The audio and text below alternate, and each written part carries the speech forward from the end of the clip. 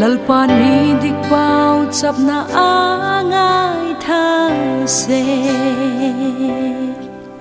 ting lo te pau chap na don hu lalpa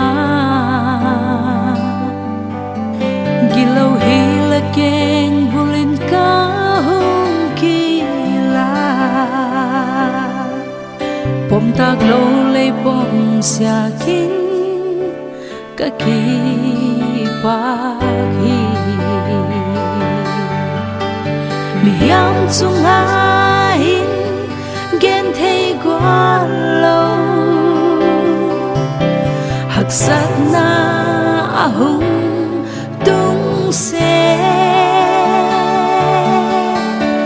la dan chu ka ki pa na hida phang le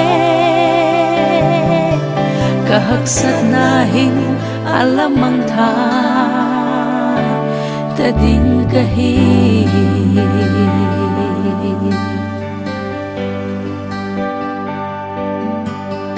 mi hiama din thil hi thei lo ma le pathiana din thil hak sa a pua sualian tak mi hiamin sel gu thei ma le lalpa ma im gu thei ding him a pua mi hiam chung in gen thei gwa lo hak sat na ahung se la dan chu ka ki pa na hida phang le ka hak sat na hin alamang tha ta ding ka hi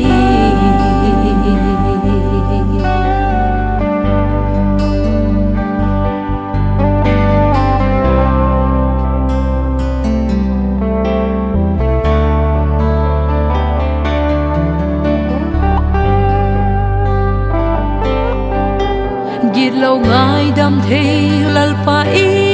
nei sia ko ki pa thu gen zing hiti ama kya nga lalpa kala nei ma khan muang nyam ta len gon mun lam a la cha mai ding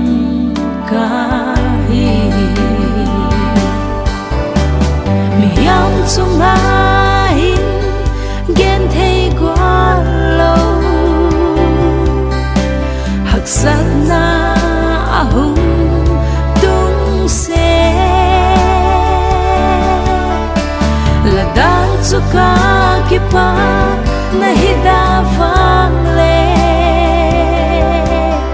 ka hak sat na hin alamang tha ta ding ka hi ka hak sat na hin alamang tha ta ding ka hi